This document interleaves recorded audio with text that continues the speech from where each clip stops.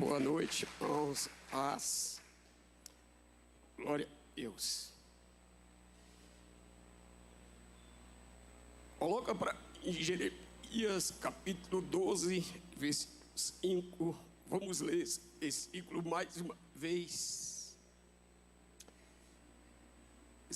Esse versículo tem falado muito comigo esse tempo. E eu creio que Deus tem mais uma porção para nos entregar nesta noite. Se te fadigas correndo com homens que vão a pé, como poderás competir com cavalos? Se tão somente numa terra de paz estás confiado, que farás na enchente do Jordão? Então esse versículo deixa claro que Deus nos chama para caminharmos de uma forma excelente, acima da média das pessoas. Então, se você se fatiga correndo com homens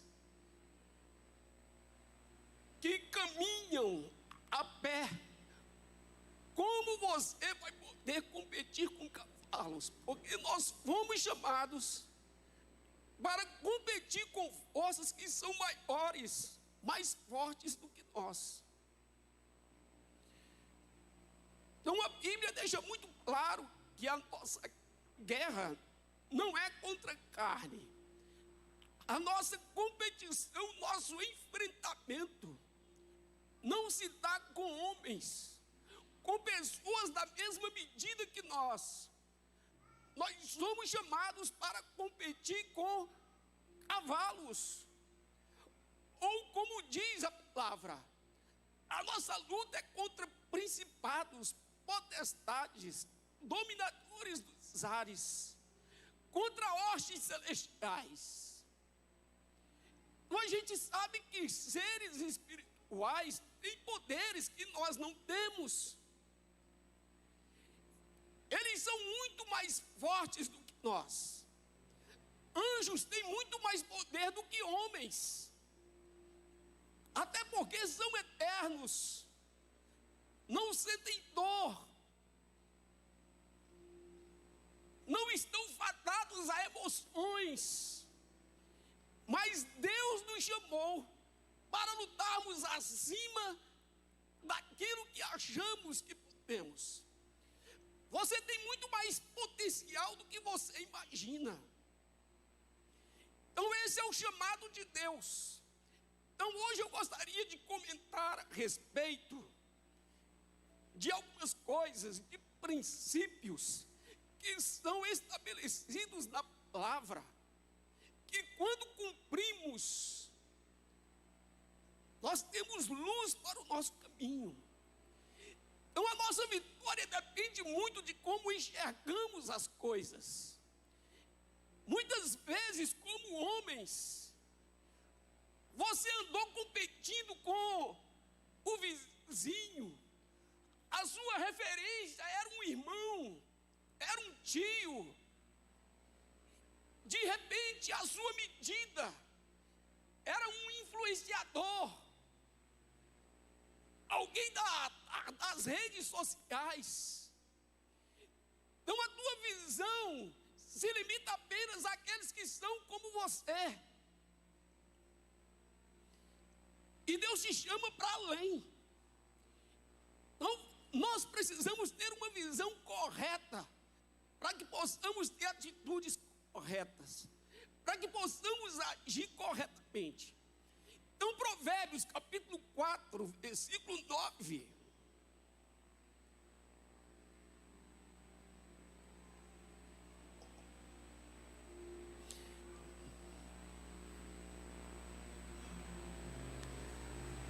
Diz, por gentileza, Provérbios 4, 19. O caminho dos ímpios é como a escuridão, nem conhecem aquilo em que tropeçam. O caminho dos ímpios ímpios é como a escuridão, nem sabem quem tropeçam. Então imagine você andando no escuro. Você tropeça em coisas que você nem mesmo sabe o que é. Você esbarra em coisas que você nem mesmo sabe o que é.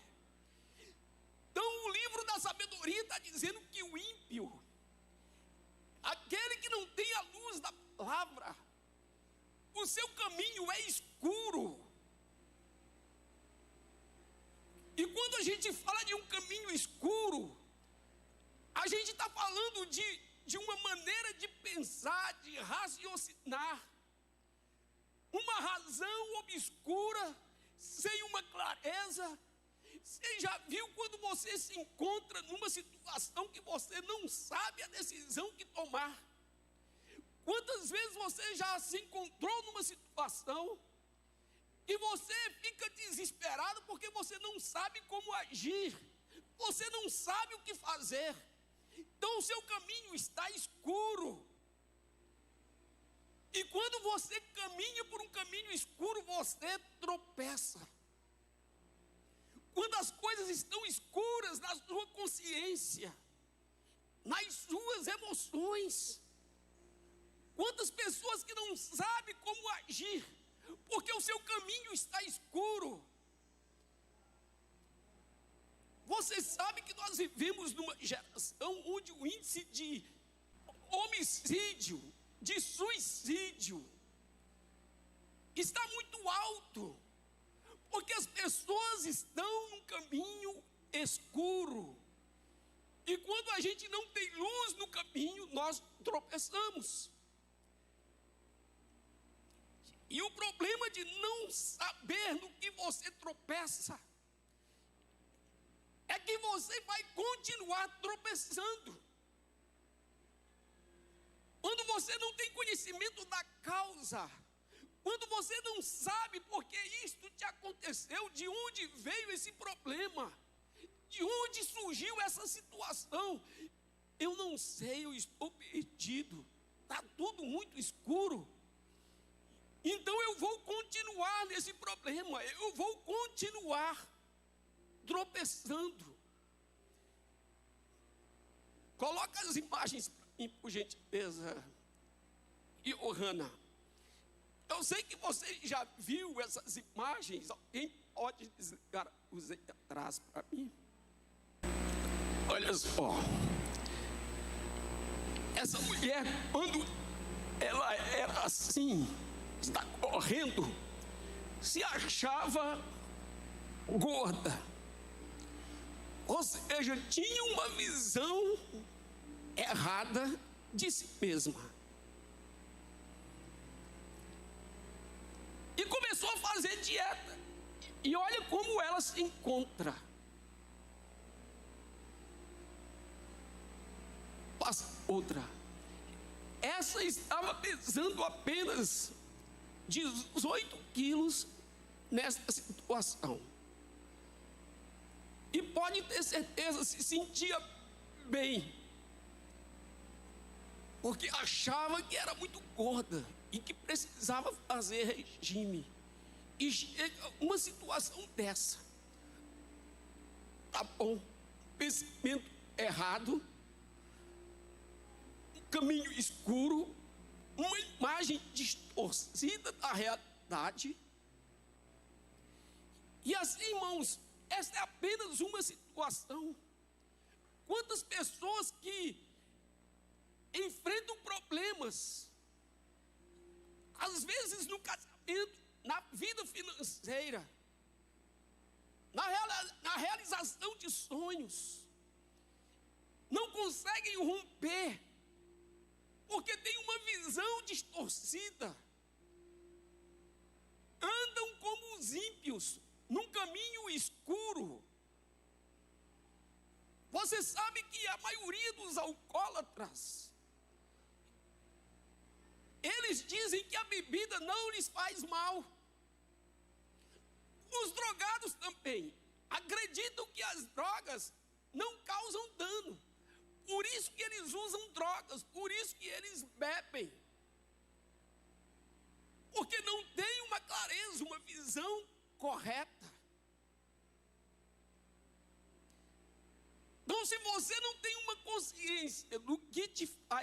mal, esse mal vai te destruir. Se você não tem consciência do que te faz mal, este mal vai te destruir. E se de um lado nós temos o caminho dos ímpios, que é como a escuridão, do outro nós temos o caminho do justo, que a Bíblia nos diz que é como a luz. Salmos 119, versículo 105.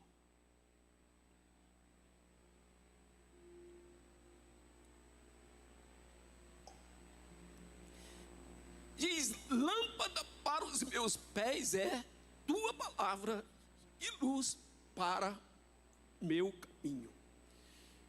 Então a palavra de Deus é lâmpada para os teus pés e luz para o seu caminho. Porque o seu caminho não pode ser escuro. Porque se for escuro, você tropeça. E se você tropeça, você se machuca. Lá em Salmos 37, versículo 5,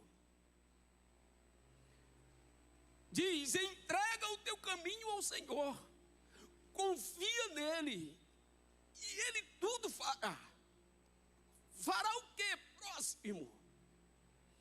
E ele fará sobressair a tua justiça e o teu juízo como meio-dia. A minha tradução diz assim, olha: e ele fará sobressair a tua justiça como a luz. E ele fará a tua justiça sobressair como a luz. Essa justiça não é a justiça de Deus, é a sua justiça. Quando você entrega o seu caminho ao Senhor e você confia nele, ele faz a sua justiça sobressair como a luz. O que é justiça, querido? Justiça é aquilo que é justo. E o que é justo é aquilo que é correto. Então a Bíblia está dizendo que quando você entrega o seu caminho ao Senhor, aquilo que é correto vem como luz na sua vida. Você começa a ter uma visão correta. As coisas passam a ser claras. A escuridão desaparece. E a luz no seu caminho para que você não tropece. Ele diz: o teu juízo como meio-dia. Não é o juízo de Deus, é o juízo que você faz. O juízo que você faz das pessoas, o juízo que você faz de situações, o juízo que você faz do pecado, o juízo que você faz da palavra, tudo isso é como a luz do meio-dia. As coisas se tornam claras, para que você não tropece, porque quando o teu caminho é escuro, você tropeça, se machuca e até morre. João capítulo 14, versículo 3.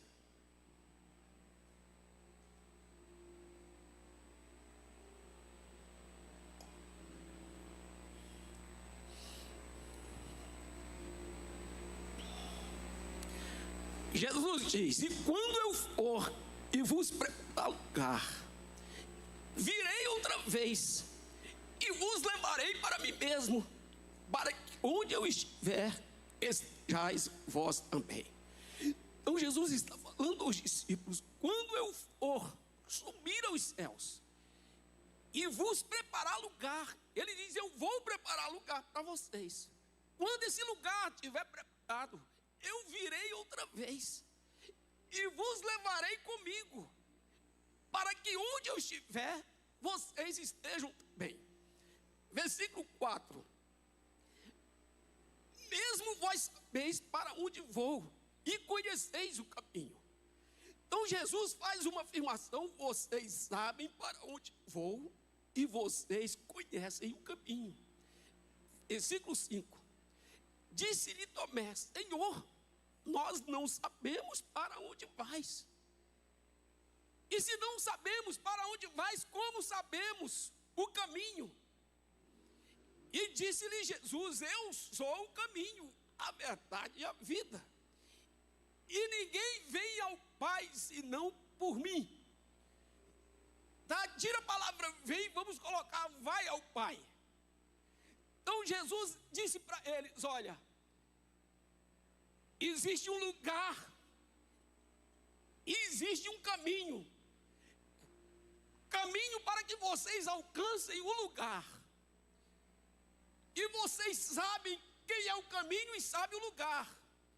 E Tomé diz: nós não sabemos para onde o Senhor vai. E se não sabemos para onde o Senhor vai, como nós sabemos o caminho? E existe lógica disso. Se eu não sei onde o Antônio mora, como eu posso saber o caminho da sua casa?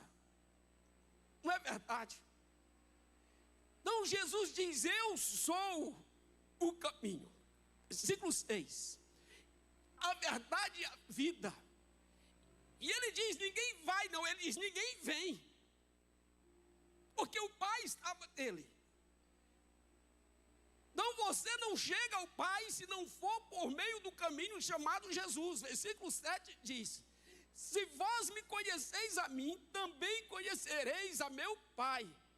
E já desde agora o conheceis e tendes visto. Disse-lhe Filipe: Senhor, mostra-nos o Pai, o que nos basta. Disse-lhe Jesus: estou há tanto tempo convosco que não me tendes conhecido, Filipe. Quem me vê a mim, vê o Pai. Como dizes tu, mostra-nos o Pai. Então Jesus, ele fala de um objetivo a ser alcançado e o caminho para alcançar esse objetivo. Todos os seus ideais, todos os seus sonhos, onde você quer chegar, existe um caminho. E este caminho precisa ser a luz. Precisa ter luz. O próprio Jesus diz: eu sou a luz do mundo. Esse caminho, irmãos, precisa ter luz para que você chegue ao lugar. Então Jesus diz: o objetivo é chegar no Pai. E o caminho para chegar no Pai sou eu, a palavra. Lá em Provérbios capítulo 4, versículo 19, como nós lemos que o caminho dos ímpios é como escuridão, nem sabem em que tropeçam. Faço aqui uma pergunta: no caminho do justo tem tropeços também? Sim, tem tropeços. Todas as vezes que você fere princípios, todas as vezes que não existe lâmpada para os seus pés, todas as vezes que não há luz para o seu caminho, então você fere princípios e você tropeça, porque não há luz no seu percurso para atingir o objetivo. Lá em 1 Samuel, capítulo 26, versículo 7, existe aqui Deus confrontando o profeta Samuel, chamando a atenção dele. Não, de Davi, desculpa. 1 Samuel 26, 7. Que mostra Davi cumprindo o princípio para não andar na escuridão, para não tropeçar no seu caminho. Diz assim: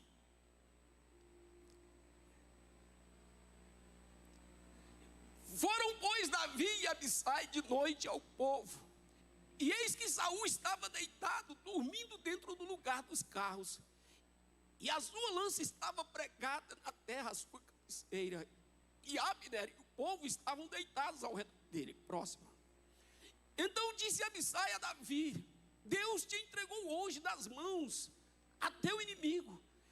Deixa-me, pois, agora encravar com a lança de uma vez na terra, e não ferirei segunda vez. E disse Davi a Abissai: nenhum dano lhe faças, porque quem estendeu a sua mão contra o ungido do Senhor e ficou inocente?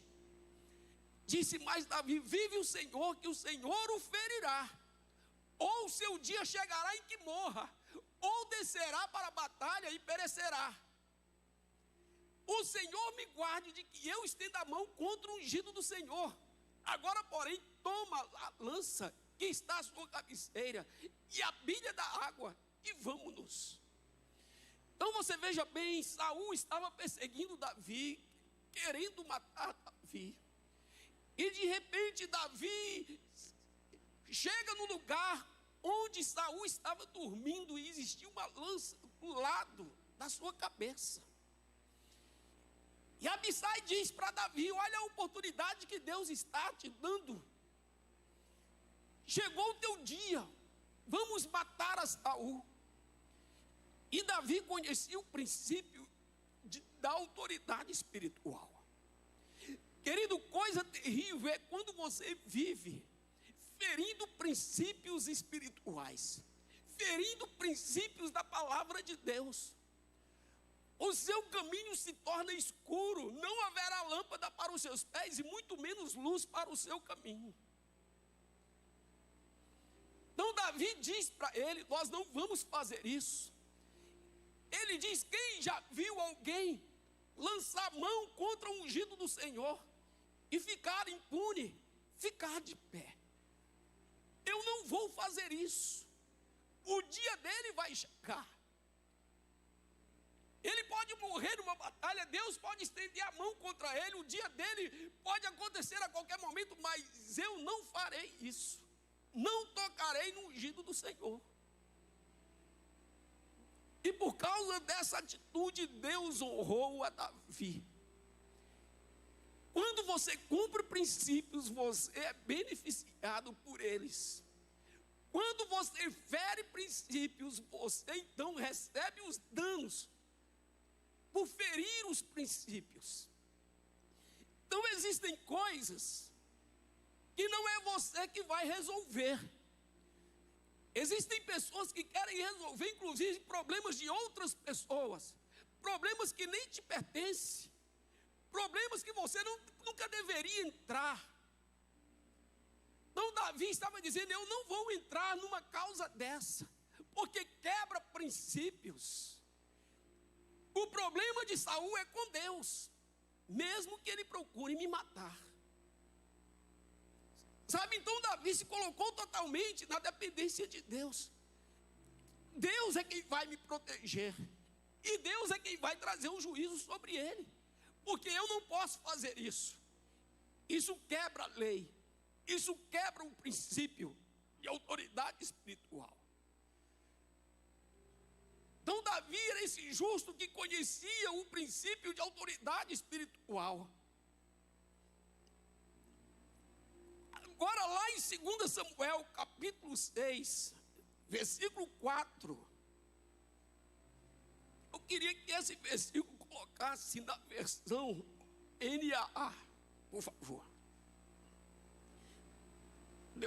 Depois a gente volta para a ARC.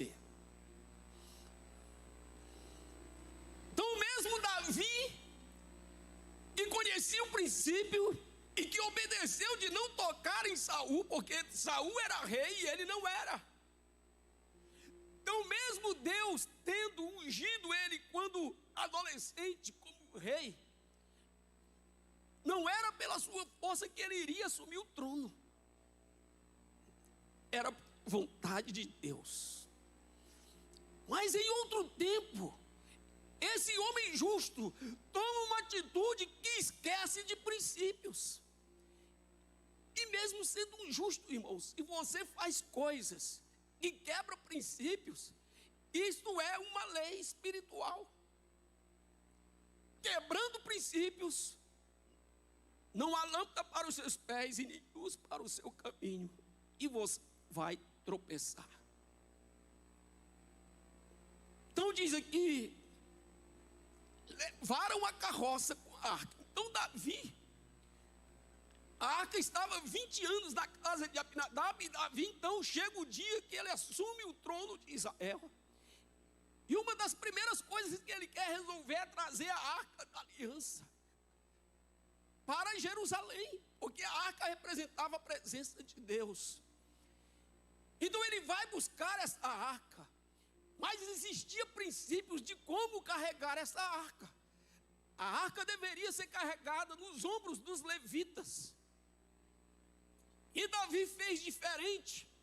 Ele fez um carro novo, uma carroça, para buscar essa arca. E diz: levaram a carroça com a arca de Deus, da casa de Abinadab, que ficava na colina, e Aiô ia diante da arca. Davi e toda a casa de Israel se alegravam diante do Senhor com todo tipo de instrumentos de madeira de faia, com harpas, liras, tamborins, pandeiros e símbolos. Presta atenção. Estava uma festa, uma alegria só. Nem tudo, irmãos, que enche os teus olhos é correto, está sendo bem sucedido. Aqui quem via, não é, essa festa toda, todo o povo se alegrando, todo mundo dançando, uma orquestra tocando. Mas havia quebra de princípios no meio dessa festa toda, no meio desse cenário todo. Próximo. Quando chegaram à eira de Nacon, Uzá estendeu a mão para segurar a arca de Deus, porque os bois tropeçaram. Quando há quebra de princípios, não há lâmpada para os teus pés e nem luz para o teu caminho. E há tropeço. E os bois tropeçaram. E a arca, então, quando vai cair? Próximo. Então a ira do Senhor se acendeu contra Uzá, que com toda boa intenção, quem de nós, irmãos, não seguraria essa arca, que estava caindo ao chão?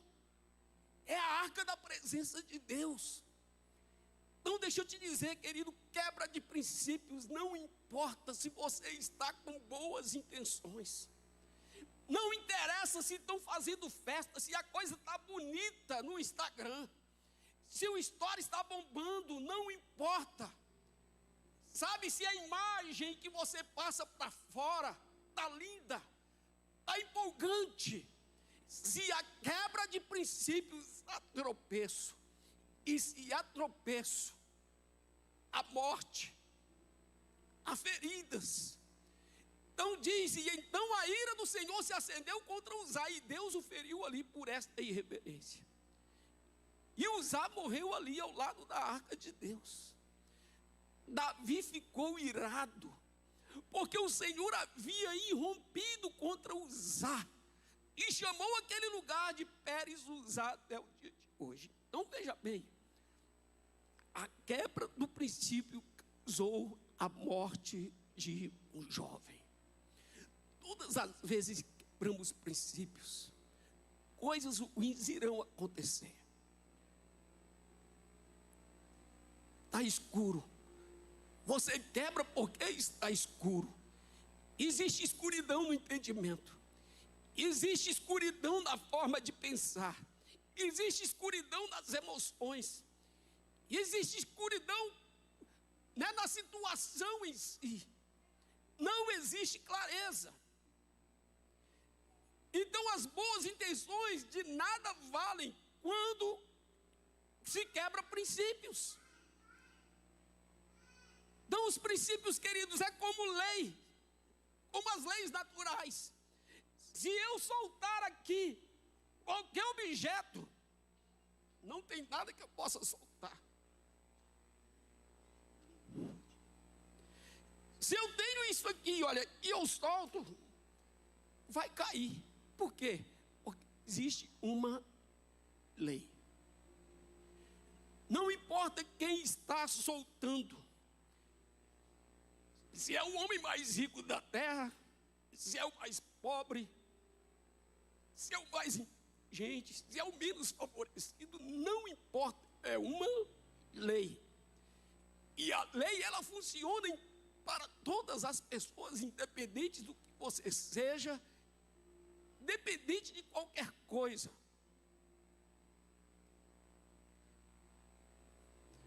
Então, cuidado quando se está quebrando princípios. A pastora Cristina, por exemplo, falou aqui a respeito do dízimo, e eu ensino isso, porque eu quero que você cumpra o princípio e você prospere. Porque se você for próspero, a igreja será próspera. Se você for endividado, a igreja será endividada, porque a igreja somos nós. Então, o dízimo é um princípio, querido. Tem gente que usa o dízimo para ajudar pessoas carentes. E mesmo que isso seja uma boa intenção, seja um gesto fraterno da sua parte, a Bíblia não te dá o direito de fazer isso. Você está cheio de boas intenções, mas você está quebrando um princípio. Porque o dízimo pertence à manutenção da casa de Deus.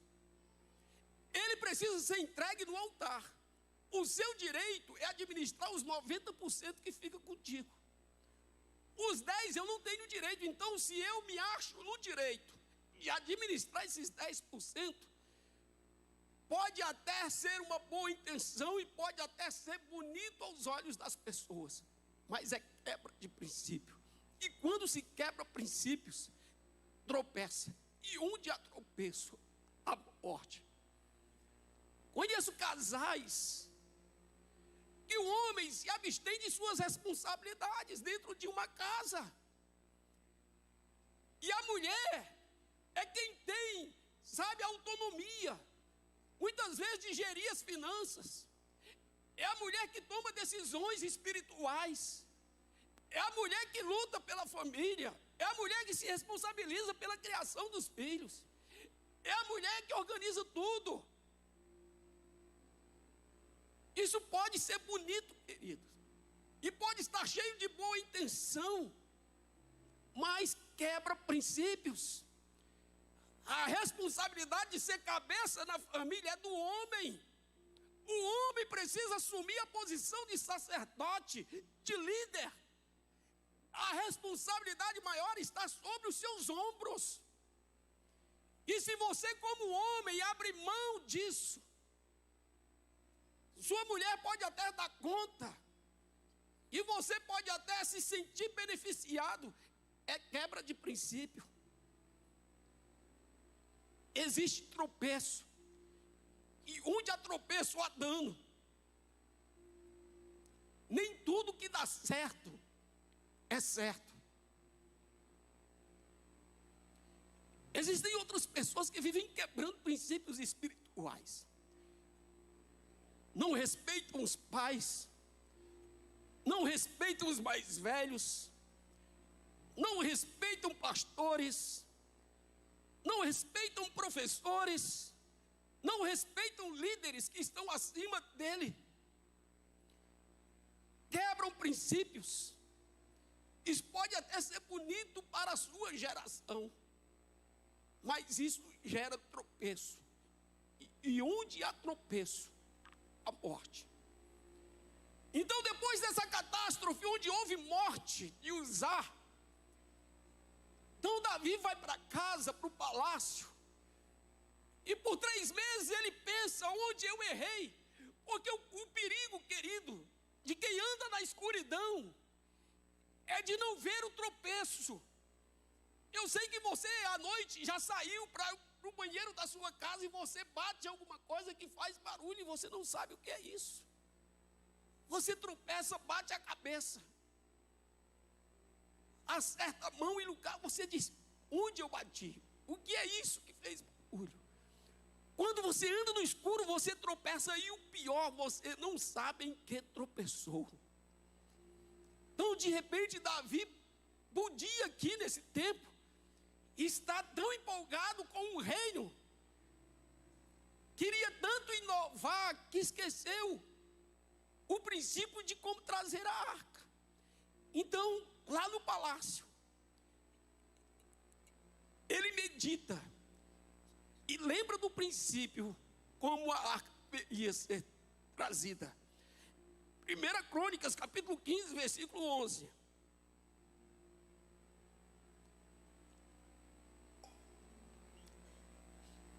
Pode voltar para outra. versão mais parecida com a minha. Então diz aqui: chamou Davi os sacerdotes Zadok e Abiatar, e os levitas Uriel, Ataías, Joel, Semaías, Eliel, o Eliel aqui, ó, né? E Aminadab, e disse-lhes: vós sois os chefes dos pais entre os levitas, santificai-vos, vós e vossos irmãos, para que façais subir a arca do Senhor Deus de Israel ao lugar que lhe tenho preparado, porquanto vós não a levaste na primeira vez. Na primeira vez não foram vocês que levaram. O Senhor nosso Deus fez rotura em nós. Deus nos feriu por quebrarmos o princípio, porque não o buscamos segundo a ordenança, segundo o princípio, segundo a lei. Santificaram-se, pois, os sacerdotes e os levitas para fazerem subir a arca do Senhor Deus de Israel. E os filhos dos levitas trouxeram a arca de Deus sobre os seus ombros, pelas varas que ela havia, como Moisés tinha ordenado, conforme a palavra do Senhor. Amém. Então, querido, você quer lâmpada para os seus pés, você quer luz para o seu caminho, você quer ter um entendimento claro daquilo que é certo, daquilo que é errado, você quer ter uma consciência como o sol do meio-dia, você quer discernimento lúcido. Não há coisa melhor nessa vida do que você ter clareza no caminho, do que você ter clareza nas decisões que você toma, do que você se sentir seguro no seu caminho, no seu foco, aonde você vai chegar. É ao Pai, o caminho é Jesus. Então existem coisas que não é você que vai resolver, é Deus quem resolve. A sua parte é cumprir o princípio. E princípios são leis, que se cumpridas te beneficia. Se são quebradas, você sofre as consequências. Deixa eu ler mais um texto aqui. Você conhece a história de Naamã, que tinha uma lepra, um general sírio, e uma serva de Israel que trabalhava na sua casa disse: olha, lá em Israel existe um profeta que pode te curar dessa enfermidade. E ele vai ao profeta Eliseu. O profeta Eliseu manda ele mergulhar 7 vezes no Rio Jordão, e ele então é curado. Então, depois da cura, do milagre, 2 Reis, capítulo 5, versículo 15,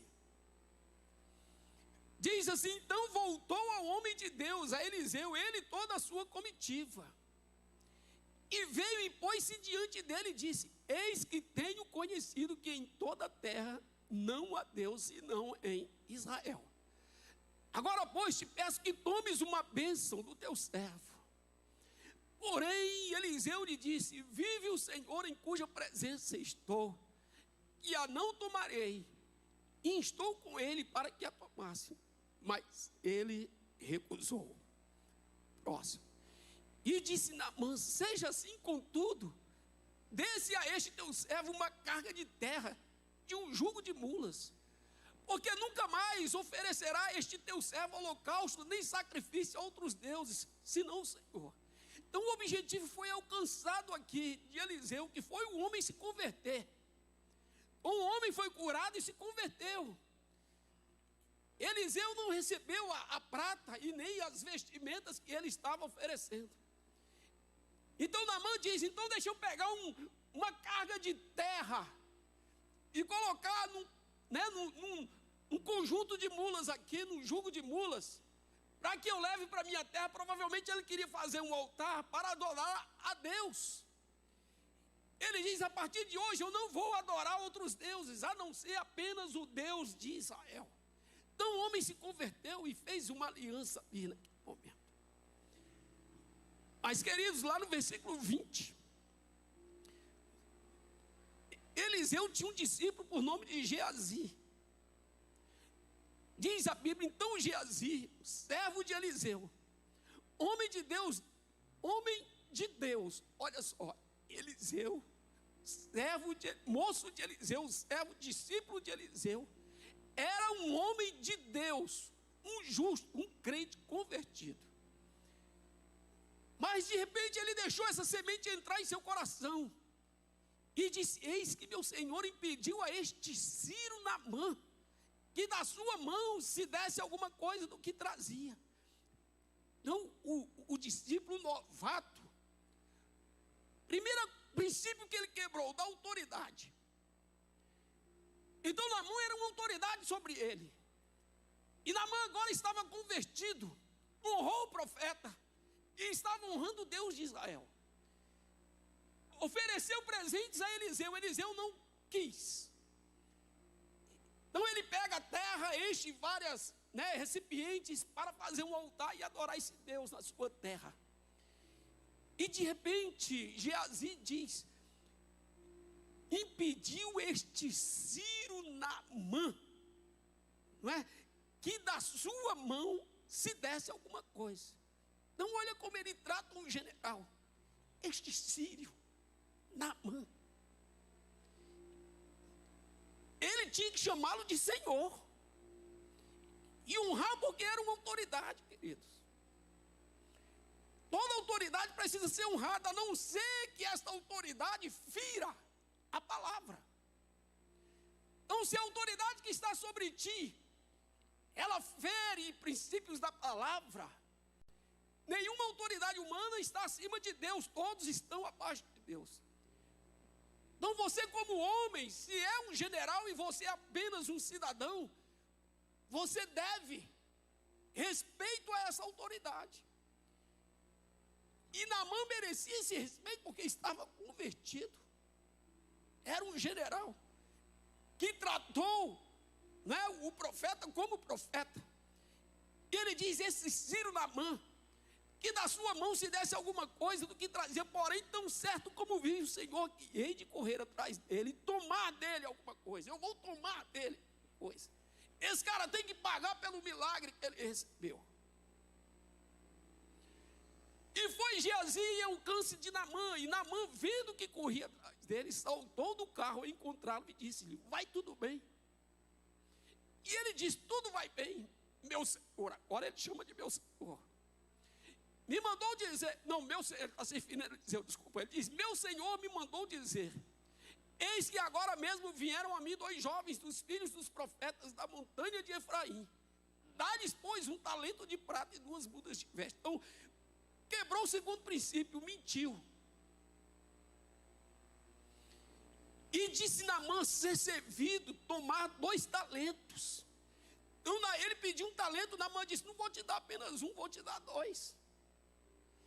E estou com ele, e amarrou 2 talentos de prata em 2 sacos. Era muito dinheiro. Com 2 mudas de vestes, e pô-las sobre 2 dos seus moços. Foram 2 homens para carregar esse dinheiro, os quais os levaram diante dele. Próximo. E chegando ele à altura, tomou-os das suas mãos e os depositou na casa, e despediu aqueles homens, e foram-se. Então ele entrou e pôs-se diante de seu senhor, de Eliseu, e disse-lhe Eliseu: de onde vem Geazi? E disse: teu servo não foi nem a uma nem a outra parte. Mentiu de novo, quebrou o princípio outra vez. Porém ele lhe disse: porventura não foi contigo meu coração, quando aquele homem voltou de sobre o seu carro a encontrar-te? Era isso ocasião para tomares prata e para tomares vestes, e olivais e vinhas, e ovelhas e bois, e servos e servas. Porquanto a lepra de Naamã se pegará a ti e a tua semente para sempre. Então saiu diante dele leproso, branco como a neve. Então aqui um homem de Deus, foi o que nós lemos. Geazi, um homem de Deus. De repente, numa situação emocional, ficou cego.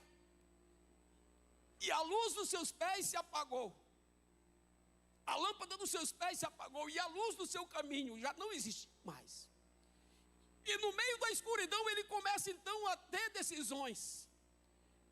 Que estava tropeçando nos princípios e com isso atraindo para si morte. E foi exatamente isso que aconteceu, ficou leproso. Então, queridos, você foi chamado para uma guerra que está além de você. Você não foi chamado para lutar com homens, se comparar com homens, ter a medida de homens. Fomos chamados para lutar, competir com cavalos, com aqueles que são mais fortes do que nós. Não fomos chamados para andar em uma terra de paz. Deus nos chama para andar nas enchentes do Jordão. O chamado é esse, querido. Nós somos desafiados a conquistar, e nenhuma conquista se dá em tempo de paz. Conquista se faz com guerra. Conquista se faz em tempos difíceis. Então a lei se aplica a todas as pessoas. Se você colocar a mão no fogo, vai queimar. É lei. Não importa quem você é, nem o que você pensa. Sabe quanta gente diz, eu acho que é assim, eu acho. Acha o quê, querido? Você se sente no direito de achar alguma coisa a respeito da vida? Comedor de arroz e feijão e farinha como você? Um mortal, você está condenado à morte, querido. Você está debaixo de uma sentença de morte. Quem é você? Você vai morrer de um tempo. Você vive aí dependendo de milagre todos os dias. Come porque Deus dá. Respira porque Deus dá. Colhe porque cai chuva do céu. Vive porque tem um monte de coisa funcionando aqui dentro que você não tem controle nenhum. Você não se esforça para bater o coração. Você não se esforça para os pulmões estarem bombando. Você não se esforça para o rins estar filtrando. O fígado está filtrando. Você não fica assim para o intestino fazer a digestão. O que você faz, cara? Nada. Tudo funciona automaticamente, independente de você. Se esforça aí para parar seu coração. Vai lá ver se você tenta aí. Nem tampando o nariz você consegue. Você tampa o nariz aí por 1 minuto e meio, você fica desesperado e vai soltar a mão e respirar. Eu acho que não é assim. Eu acho que quer dar outro. Acho o quê, meu querido? Quem somos nós? Dependemos das misericórdias de Deus todas as manhãs. Todas as manhãs. Seja grato. Cumpra os princípios da palavra. Porque a tua vida vai passar. É como o vento. Estamos aqui por um milagre. Quantas pessoas morreram hoje? Poderia ter sido você. Quantas pessoas? Só em Brasília, a média são de 65 pessoas por dia. Todos os dias, são a média de funerais. São 65 enterros todos os dias nos cemitérios aqui, ó. Você acredita nisso? Um dia vai ser você. E você se acha top, é? Vou te dar um princípio aqui. Provérbios 15:1.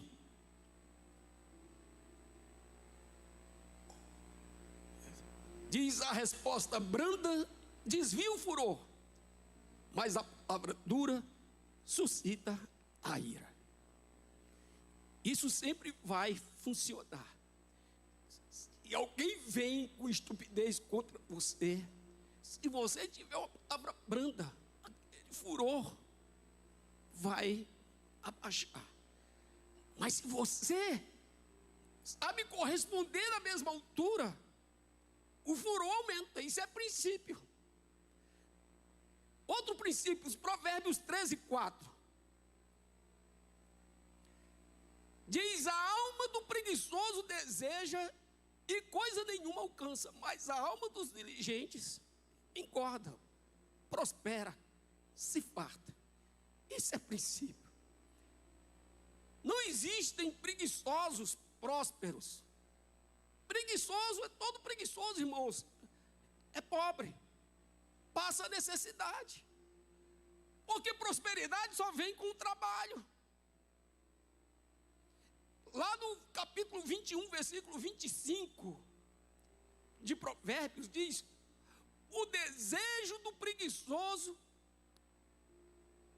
o mata, porque as suas mãos recusam-se a trabalhar. É princípio.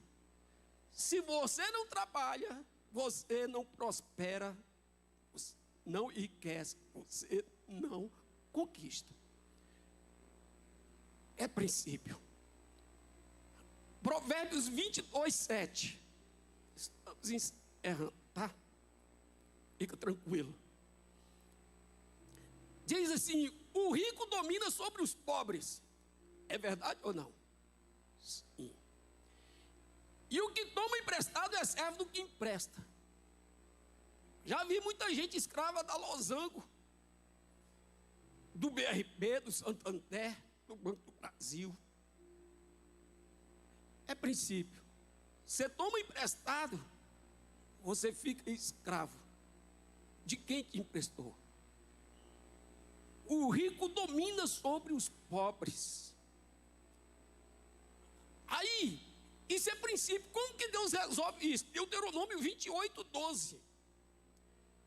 Diz assim, ó: o Senhor te abrirá o seu bom tesouro, o céu, para dar chuva à tua terra no seu tempo e para abençoar toda a obra das tuas mãos. Então Deus abençoou o trabalho, tá, gente? Não adianta você ficar orando, Deus abençoa, abre as portas, né? Eu sou dizimista fiel, e é um poço de preguiça. Não vai prosperar nunca, querido. O princípio de dizimar tem que estar acompanhado com a coragem de trabalhar, porque Deus abençoa a obra das tuas mãos. Diz assim: e emprestarás a muita gente, porém tu não tomarás emprestado. Olha a bênção. Então Deus precisa trabalhar. Eu tenho bênção para a obra de tuas mãos. E aí você vai emprestar, porque você tem que ser cabeça e não cauda. Você não vai pedir emprestado, porque se você pedir emprestado, você se torna escravo. E o nosso Deus não é Deus de escravidão, Ele é Deus de livres, de pessoas livres. Então você pode desejar ser próspero e Deus abençoa, porque você foi chamado para ser cabeça, para emprestar e não pedir emprestado. Não vou te dar aqui a última chave. Não seja procrastinador. Não deixe para depois as coisas que você precisa fazer hoje. Você precisa de atitude, meu irmão. 1 Samuel, capítulo 16, versículo 1. 1 Samuel 16, 1 diz: então disse o Senhor a Samuel: até quando terás dó de Saul? Deus estava, inquieto com aquela posição do profeta de Samuel. Deus já tinha falado para ele: vai lá na casa de Jessé, unge o filho de Jessé. E Samuel estava ali procrastinando, porque Saul era rei, e esperando, de repente Deus mudar de ideia, alguma coisa acontecer, onde ele não precisasse fazer aquilo. Então Deus diz: Samuel, até quando terás dó de Saul? Havendo eu rejeitado, para que não reine sobre Israel. Deus disse: eu já decidi, para de procrastinar. Vai e faz o que eu te mandei fazer. Enche o teu vaso de azeite e vem. enviar-te-ei a Jessé, o belemita, porque dentre os seus filhos me tenho provido de um rei. Então, irmãos, toma atitude. Faz hoje, querido. Faz hoje. Não deixa para amanhã, não. Não fica esperando, sabe, alguma coisa te acontecer, algum poder sobrenatural, sabe? Cara, espera assim adormecer, sei lá, dar uma tremedeira. Ele espera alguma coisa esquisita acontecer para tomar uma atitude. Querido, toma atitude, vai lá e faz.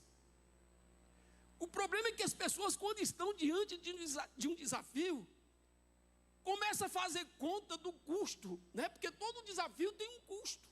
Um custo de tempo, não é? Às vezes um custo de investimento. Tem um risco, um custo de suor, de trabalho, de força. E de repente você calcula o custo. E existe uma semente de preguiça e você diz, não, é muito alto esse preço. Acho que eu não vou fazer agora, vou esperar mais um pouco. E começa aquela indisposição de pagar o preço. Então existem pessoas que não prosperam porque tem medo de fazer negócio. Ele não tem atitude, ele fica, não, eu vou deixar para quando o Bolsonaro voltar. E se não voltar? Espera não, meu irmão. Vai agora nessa bagaceira que está aí, vai assim mesmo, entendeu? Cumpre os princípios, confia em Deus. E diz, eu vou, Senhor, é na tua força, é no poder do teu nome, porque existem lâmpadas para os meus pés, eu não estou na escuridão, existe luz para o meu caminho. Eu não sou como um ímpio, que o seu caminho é como a escuridão, que anda tropeçando naquilo que nem sabe no que tropeçou.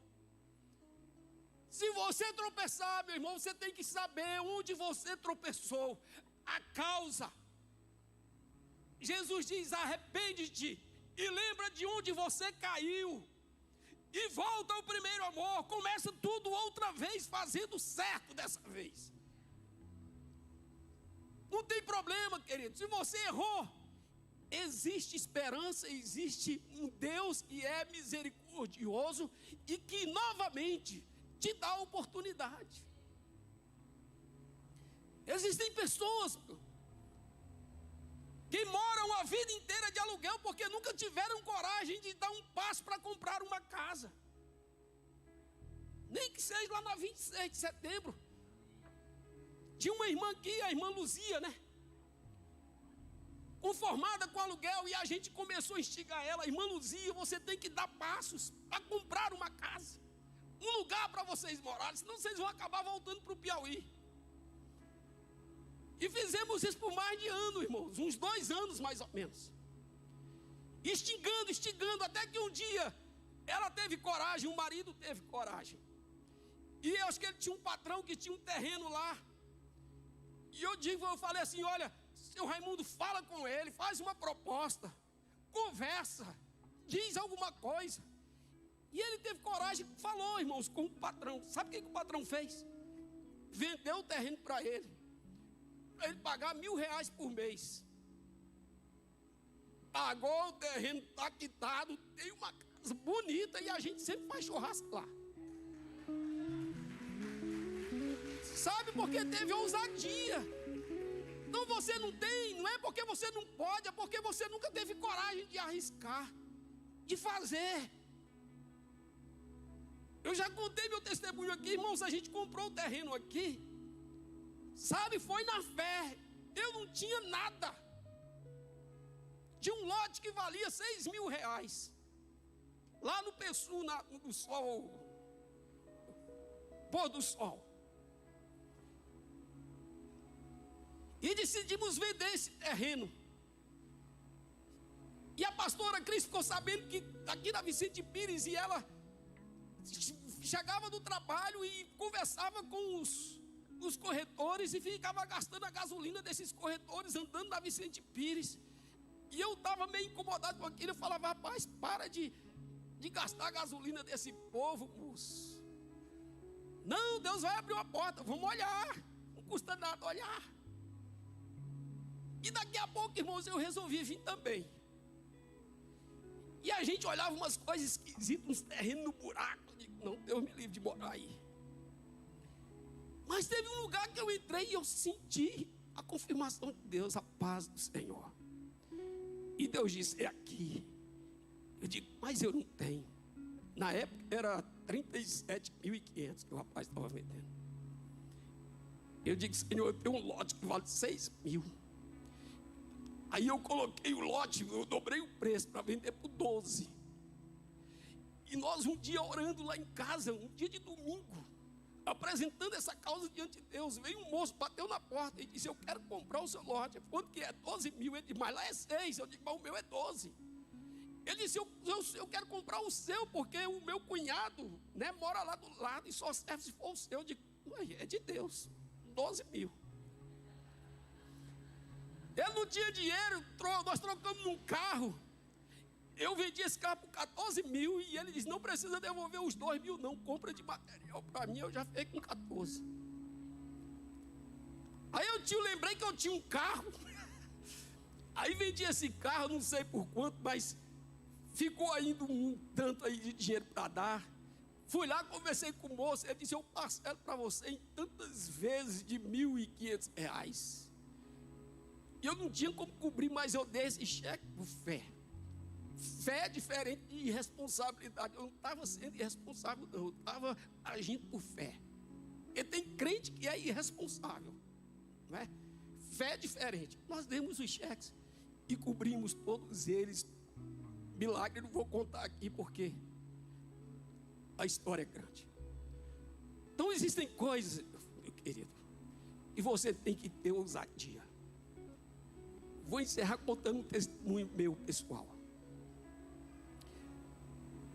Em 1998, eu estudava na UNB, composição e regência, e eu sempre passava daquele teatro nacional.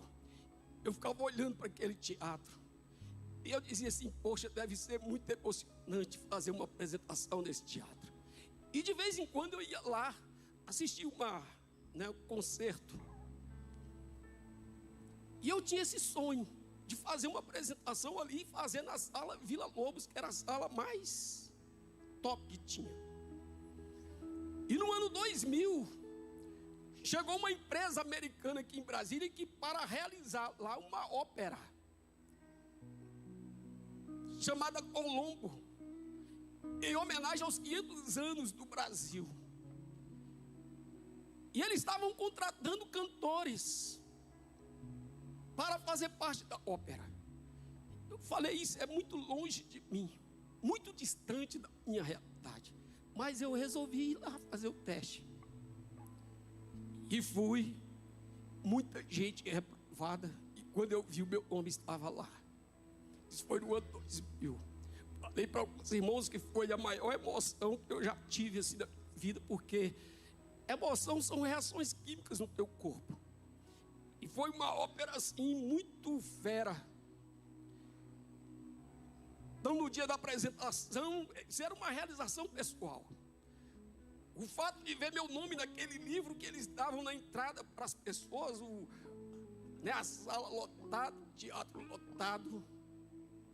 E de repente eu estava lá junto com a orquestra para realizar esse sonho, né?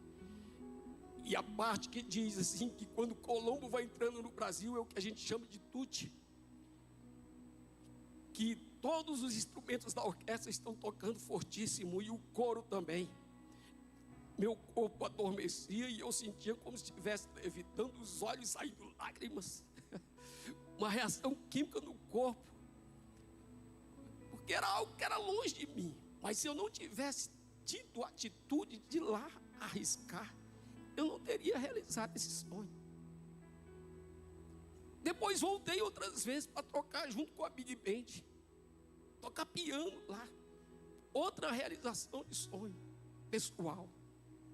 Tinha um sonho de que as Big Band tocassem arranjos meus. Fiz um curso na escola de música de arranjo e as Big Band começaram a tocar arranjos meus. Inclusive teve dia que os meninos do louvor foram lá na escola de música ouvir. Tinha um sonho de escrever para a orquestra sinfônica de Brasília. E no ano de 2018 eu tive essa oportunidade. Escrevi 2 arranjos numa música muito difícil de escrever. Se você vê a partitura, né? Dá umas 2 voltas aqui assim, ó. De tanta nota, quase que eu fiquei doido. De tanta nota que tinha que escrever. Porque são muitos instrumentos, cada um uma tonalidade, cada uma afinação diferente. E a música era muito complexa. Música Aquarela do Brasil, que tem um ritmo de samba meio jazzística, né? Muito complicada de fazer arranjo para essa música. E eu fiz, querido. E a Orquestra Sinfônica de Brasília tocou 2 músicas, essa e outra. E isso era muito distante de mim, muito longe. Então depois que eu realizei esse sonho, falei, agora vou ficar só para a igreja. Vou realizar sonhos na igreja. E hoje eu tenho sonhos para realizar aqui, que ainda não foram realizados. Mas eu estou dando passos para que isso venha acontecer. Então assim, existem coisas que estão muito distantes de você, que você diz, eu não sou capaz de fazer isso. Isso não é para mim. Experimenta dar o primeiro passo. Experimenta dar o primeiro passo.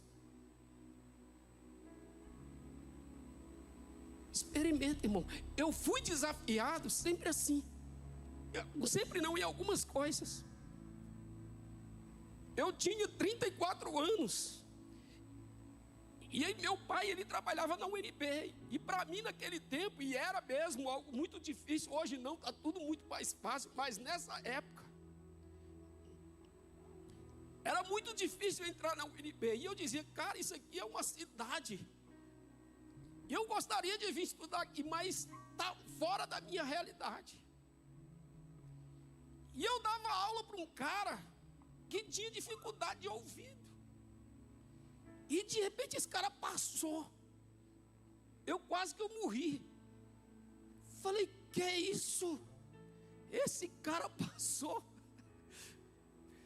Se esse cara passou, eu passo também, irmão. Aí fui lá. Passei na prova prática, mas fui reprovado no vestibular do primeiro semestre. Fiz um cursinho, no próximo ano eu passei. E fiquei 7 anos lá dentro. E quando eu entrei, os caras disseram assim, olha, aqui entrar até que é fácil, difícil é sair. E foi difícil sair, irmão. É difícil concluir o curso, porque a coisa é complicada, demanda muito suor, muito trabalho, muita pesquisa, muita mão de obra. Mas concluir. Então você não pode ter medo do trabalho. Você não pode temer os desafios. Você não pode temer. Porque se você fica, estático, sem aceitar o desafio, o que você vai conquistar, meu querido? Não conquista nada. Quando nós viemos para essa cidade, nós não conhecíamos ninguém. Ninguém. Só eu, a minha esposa, meus 2 filhos pequenos. E o pai desse aqui, ó. Só. E como que a gente vai fazer aí? Vamos orar. Então a gente subia a rua 6 orando em línguas. Deus tira o povo de dentro desse condomínio. E fincávamos estaca na ponta de uma rua. Subia orando em língua, lá na outra tocava, enfiava outra estaca. Não orávamos, estendia as mãos. Pegávamos cordinha vermelha e saía amarrando nos portões dos condomínios. Isso aqui é o sangue de Jesus que vai libertar esse povo. Até que o povo começou a vir, queridos.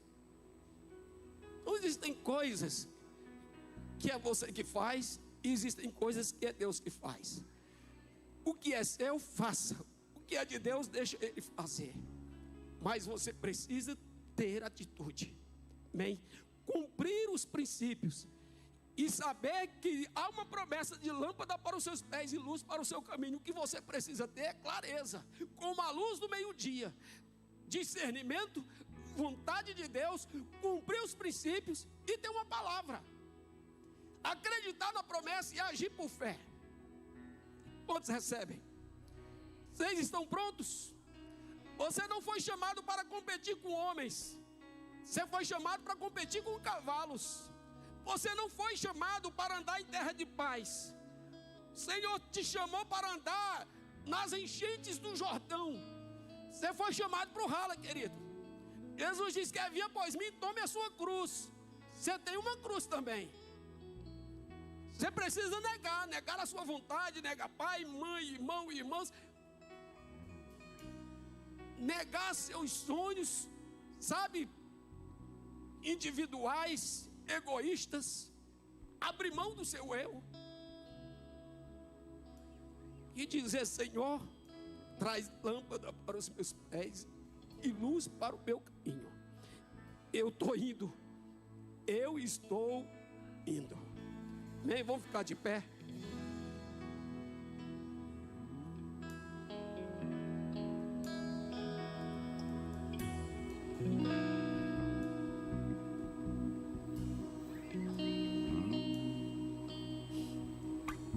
Glória a Deus. Vamos.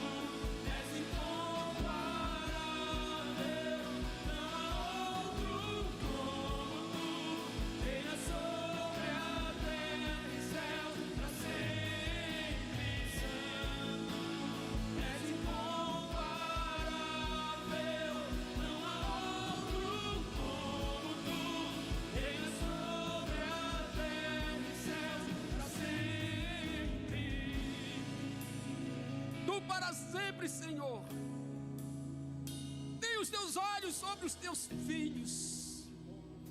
O teu chamado para nós é para desafios que são mais fortes do que nós. Mas nós não olhamos para esses desafios confiando na nossa força, mas a força que temos é a tua. A fé que habita em nós é a tua.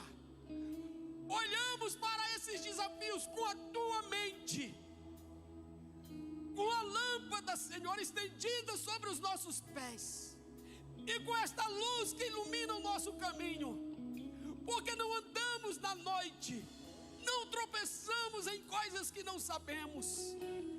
A luz da tua palavra está em nós, e temos pressa, porque o Senhor tem pressa. Que o Senhor, ó Deus, possa desafiar os teus filhos nesta noite, tirar pessoas da zona de conforto, que a sua visão possa se alargar agora, que elas possam enxergar possibilidades, que elas possam saber que o Senhor está com elas, de que podem agir por fé. O Senhor é aquele que abre as janelas dos céus, e se formos fiéis aos teus princípios, o Senhor mesmo diz em Malaquias: façam prova de mim, se eu não vos abrir as janelas dos céus e derramar bênçãos, bênçãos sem medidas. Nós cremos na tua palavra, nós cremos na tua palavra. Tira a procrastinação de nossos pensamentos, de nossas emoções. Tira, Senhor. Tu tens nos chamado para o dia que se chama hoje. Nós precisamos já agir hoje, porque o Senhor está conosco hoje. Aleluia. Eu gostaria de orar por você, mas antes eu quero ler o último versículo, Atos capítulo 22, versículo 11, a partir do 11. NAA, por gentileza. Diz assim: tendo ficado cego por causa da intensidade daquela luz, guiado pela mão dos que estavam comigo, cheguei a Damasco. Um homem chamado Ananias, piedoso conforme a lei, tendo bom testemunho de todos os judeus que ali moravam, veio procurar-me, e chegando perto de mim disse: irmão Saulo, recupere a visão. Nessa mesma hora recuperei a visão e olhei para ele. Então ele disse: o Deus de nossos pais escolheu você de antemão para conhecer a vontade dele, ver o justo e ouvir a voz dele, porque você terá de ser testemunha testemunha dele diante de todos, anunciando as coisas que você tem visto e ouvido.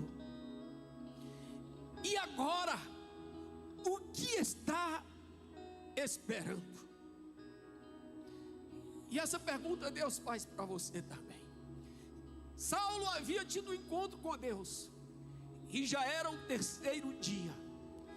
Ele meditando naquilo que havia acontecido com ele, tentando entender as coisas. E de repente Deus manda este homem Ananias trazer a sua visão de volta, e lhe confrontar e dizer o que você está esperando. Levante-se, receba o batismo, lave os seus pecados, invocando o nome dele. Sabe, irmãos, essa palavra é para você também hoje. O que você está esperando para tomar essa decisão, para dar os primeiros passos? O que você está esperando para fazer? Você tem sonhos? Você tem foco nisso? Existe um alvo? O que você está esperando, querido? Levanta-te, toma as decisões necessárias, faça o que tem que ser feito. Levanta-te. O que você está esperando? Comece a agir. Comece a agir. Não fique em casa esperando as coisas acontecerem, porque Deus abençoa o trabalho de nossas mãos. Deus abençoa o teu trabalho. Então comece a trabalhar por isso. Comece a trabalhar por essa conquista. O que está esperando? Levante-se.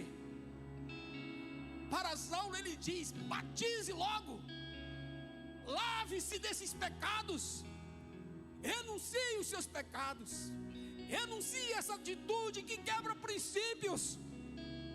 Renuncia, querido, às obras da carne. Renuncia o egoísmo, o egocentrismo, a avareza. Renuncia, abre mão deste sonho pequeno. Começa a sonhar com coisas grandes. Começa a sonhar com os sonhos de Deus. O Senhor diz: eu é que sei os pensamentos que tenho ao vosso respeito. Deus está confrontando: os meus pensamentos são maiores do que os vossos. Sonhe como eu sonho ao seu respeito. Deus te chama a sonhar alto, querido. Deus te chama a tomar uma decisão hoje. O que você está esperando? Essa é a palavra. Comece, haja dentro dos princípios, cumprindo a lei, a palavra, porque Jesus é o caminho. E quando Ele está no caminho, existe luz, existe clareza do que é certo, do que é errado, do que é santo, do que é profano, do que é justiça, do que é injustiça. E dessa certeza você vai caminhar em vitória. Amém? Quantos estão decididos hoje a caminhar rumo a um sonho, a um objetivo que você já tem há muito tempo? Fica com a tua mão levantada. Eu quero orar por você. Deus Pai, aí estão as pessoas, Senhor, que têm um sonho ou sonhos, que têm um alvo a alcançar. Oh Deus, traz clareza como a luz do meio-dia, que eles não tropecem, porque eles não são da noite, são do dia. Que a tua lâmpada esteja sobre os seus pés, que a tua luz esteja no seu caminho, para que eles tomem decisões corretas, para que os pensamentos sejam corretos, para que os teus princípios sejam claros, que eles andem em obediência, sabendo que a vitória vem do Senhor, sabendo, Deus, que a conquista vem do céu, porque não lutamos com homens, mas com principados, potestades, contra anjos caídos, e todos eles estão desbaratados, todos eles estão enfraquecidos, porque aquele que está em nós, a palavra que está em nós, o poder que está em nós, é muito maior do que eles. A mente, Senhor, seja a mente de Cristo, que os nossos pensamentos estejam ajustados com os teus, que os nossos passos estejam em terra firme, alicerçados sobre a rocha. Que venha o teu reino e que seja feita a tua vontade. Que os céus de bronze hoje sejam quebrados, que os nossos olhos sejam abertos, e que a tua força, o teu poder reine em nós, e que toda autoridade que foi te dada no céu e na terra esteja também em nossas vidas, e pelo poder do teu nome possamos fazer proezas, realizar grandes coisas, para que o teu nome seja glorificado, em nome de Jesus, através de nossas vidas. Aleluia. Se você crê, aplauda o Senhor. Diga: eu creio. Diga mais forte: eu creio. Eu creio. Diga: e eu vou. E eu vou. E eu vou. Em nome de Jesus. Aleluia.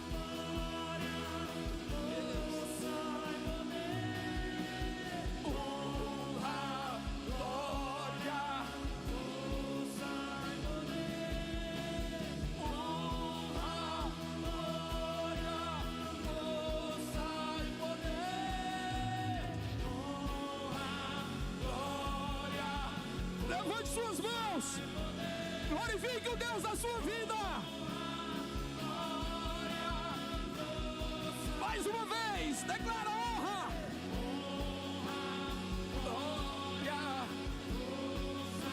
poder, honra, glória.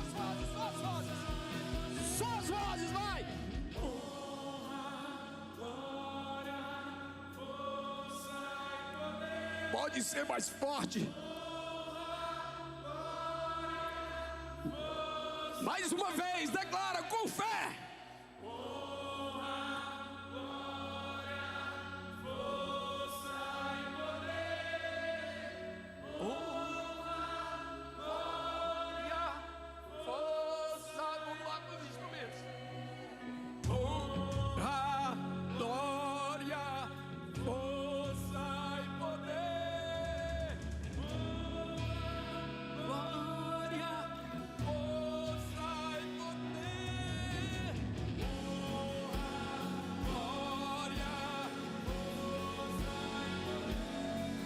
A ti pertence, Jesus. A ti pertence, Jesus. Reina. Reina. Sim, meu Deus. Honra, glória, força e poder. Aleluia. Você crê, irmãos? Que a palavra de Deus é viva, que transforma e que traz à existência coisas que não existem. Então saia desta noite apoiada nessa palavra. A tua vida vai mudar este ano. Deus vai te surpreender com coisas que você nunca viveu e nunca experimentou. Amém? Então tenha uma semana de paz e seja Cristo contigo ao sair e ao entrar em casa. Que tua mesa seja farta, que haja saúde no teu corpo físico, haja proteção, haja uma palavra de autoridade na tua boca, que haja luz nos teus pensamentos, clareza nos teus discernimentos, que haja abertura de visão e que você tenha força para competir com cavalos, ousadia para andar nas enchentes do Jordão. Toma a tua cruz e nessa fé rompe cadeias, barreiras e triunfe hoje para sempre em nome de Jesus. Estamos encerrados.